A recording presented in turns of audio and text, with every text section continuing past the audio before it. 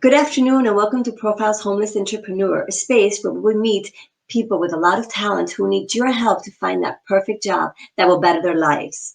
I am Nuricoco, and I collaborate with this program because I enjoy talking with people with talent and who tell me their story. Are you ready to meet today's candidate? Let's go. Hello, and today we're here with Bob Grant. Bob is going to tell us a little bit about his story. Bob, welcome to this program. Thank you for being with us today. Here with us today. Tell us. I want you to tell me first about your current situation. Where are you living, and how did you come to be in this situation? Okay. I'm in a hostel off Paso de Gracia called Hipstal. And right before the coronavirus, I had been living without a place to go to. I was fortunate because I had the kindness of the people in my community who came through for me and helped me enough to get through this period of time. We had done a video. They were doing a video with me, and we got crowdfunding. We just got the money right before the quarantine started, and I could have gotten a studio, and then my livelihood would have been reactivated. Oh. But that didn't happen. And then my friends found the homeless entrepreneur, and they had an opportunity for me to go somewhere. I booked into a place, and then they had to kick me out after I booked in. And so I had nowhere to go. So this was very fortunate for me. And I've been living here in Barcelona for 16 years. I ended up with having some, problems in the family, and that was part of the deterioration of my situation. How did you get to Spain? How did you decide you're from the States? And how did you Yeah, I'm end from up the in States. Barcelona Yeah, or no, here I in love Spain? Barcelona. I married a woman from Catalonia, and we divorced, and we had a child, and we were in custody, and she just came over to she just took my son and brought him over here to Barcelona from New York City, and I eventually came over to be with him and be in a city that I really didn't want to leave the first time I came here. I love it here. I'm an artist, so I started a gallery with somebody when I got here. I've been getting commissions and odd jobs, teaching. And but like I say, the one job ended, another job ended. Really having some dramatic problems in the family that I was not taking care of myself and putting all my energy into the other situation, and that's how I think I spiraled into not having anywhere to go. Yeah. And And now I'm supposed to be doing, huh? how long was No, that go situation? ahead. How long were you without a home, or how long have you been in this situation? I don't know. Might have been a year or so. I didn't keep track. Wasn't even thinking about it. The whole thing Yeah. is once you're in that situation, it's tiring. So as the days go by, you're more and more tiring. I don't happen to drink these days, so I was probably fortunate in a way that I did wasn't, it could have been worse, I think. Uh, yeah, but I tried to pursue it as just more of my learning experience. I've seen the other side of life, and now I never, they always threaten me with, oh, you're going to be an artist ever since the beginning. You're gonna die on the street. You're gonna go mad like Van Gogh. When are you going to get a real job? That was always my favorite comment. Um, you know, so here we are, folks. You were right. Uh, we don't No. support. Anyway, yeah. So that's kind of the story. I'm still trying to get. Like I said, it was a learning experience. I didn't want to live in hostels. I hadn't before in my life, and but it's been enlightening. I've met all kinds of interesting people. I've learned things about myself, and I try to incorporate it all into my artwork. You know, subliminally at least. And yeah, and now I'm supposed to make paintings to sell so I can get out of the situation, but I don't have, I'm constantly distracted. I had a studio my whole life. No matter what, I always made sure I had a studio. It was like a Right, sanctuary. And I can really do my work well when I don't have interruptions and space and room for my materials. right, right. And that's That was gonna be essentially where I'm at now. my next Hmm? question is when you don't have a home, when you don't have a space, how can you, how do you draw? How do you get into that Well, space? I carried a pad Material. around with me. Carried a pad around with me. I even picked up a few odd commissions. It's extremely difficult. Like I say, I have the support of the people that know me before this happened. And I got little breaks here and there where, I could do a job or whatever. But oh, it's a really tough situation. Like I say, you're more tired every day. And so it makes it that much more difficult to pursue what you need to do. Exactly. And then with the whole quarantine thing. And yeah, uh, Well, your dream. I mean, you're an artist. You like you're saying your passion is your art, and maybe it's brought you to where you are right now. But it is your passion, and it is what you want to do in the future. So, what I know all this, the coronavirus and everything happened. What projects are you working on now? What are you doing to get back to where you want to be? that's what everybody always asks me. That's an interesting question. Well, picture yourself. You've got nowhere to go. You're in a hostel. You don't know if you're going to be on the street next week or not. Um, you have to do something that people will buy, and you realize that, well, I've done this my whole life. Why can't I do it now?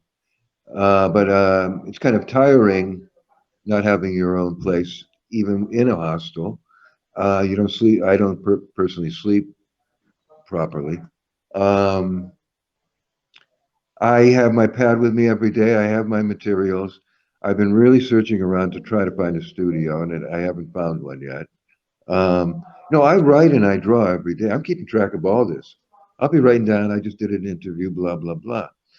And then whatever crazy thoughts come out of my head, I keep track of everything. I could fill a stadium with these little pads I carry around. That's how I do it. And I go to cafes and I have nice friends and we talk about more elevated subjects than Donald Trump and coronavirus. And Do you yeah, think I think your that art? this. Do you think Hmm? that your art and your passion are what has helped you go through this? Because Oh, I there's no suppose doubt about it. I don't think I could have survived psychologically without my art. And and people seem to respect me, or some people. You get a lot of condescension once you lose your. It's amazing how quickly how fickle the crowd is. I've experienced it before. When you're up, you're the hero. When you're down, they're giving you lectures. But anyway, that's the story. that is a great story. What would you say to someone who falls into a situation? Because I always ask the same question. We think that it's not going to happen to us. You have a great life, you Oh have yeah. your family, and then all of a sudden you find yourself in this situation. Is there anything you would have done differently, or you think that you could have gone a different way to not end up where you are now? Not necessarily. Things happen. It was really dramatic, some of the stuff I was dealing with. And I've had a lot of dramatic stuff in my life, but you get the challenges. I guess we need challenges. You just get one challenge after another. What do I recommend? I more recommend how you live your daily life, your community, how do you treat your friends and your neighbors and your family, because they're the ones that are going to help you. And if you've been all isolated on your ivory tower there, you might find out you don't have too many friends. So, yeah, I'd say that the saving grace was the kindness that I received from the people that care about me. Wow. Well, you better hope somebody cares about you.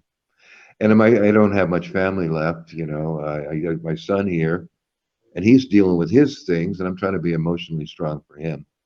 And he's got a serious, his mother's ill. I mean, brain cancer, and Wow. he's got some heavy stuff going on. So I just, we were doing a video before this thing broke out. We got the crowdfunding, and the first thing I say in this video is, my greatest challenge is to stay sane in an insane world. And now after this whole year, I see it. I feel quite comfortable with it. I'm like, yeah, more than ever. Exactly, exactly. And how To has just homeless stay sane entrepreneur somehow. how has having a homeless entrepreneur helped you? You found this program which I think helps a lot of people. How has it helped you individually? It's kept me going. They're supporting my trying to get some artwork done. I've had a place to sleep. Uh, Fortunately, I've been in a neighborhood near my son, so I get to see him, and because that was my reason for coming here, and I'm really glad that I did. Um,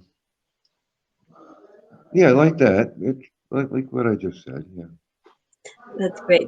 Well, I've seen your artwork, and I think you're an amazing artist. And I think that is so wonderful that it is your passion, and that's what you wanted to do, and that you went for it 100%. I think that's what a lot of people have to do, and I am sure that a lot of people who are going to watch this interview will see your story, will see your artwork, and I'm sure that great things will happen.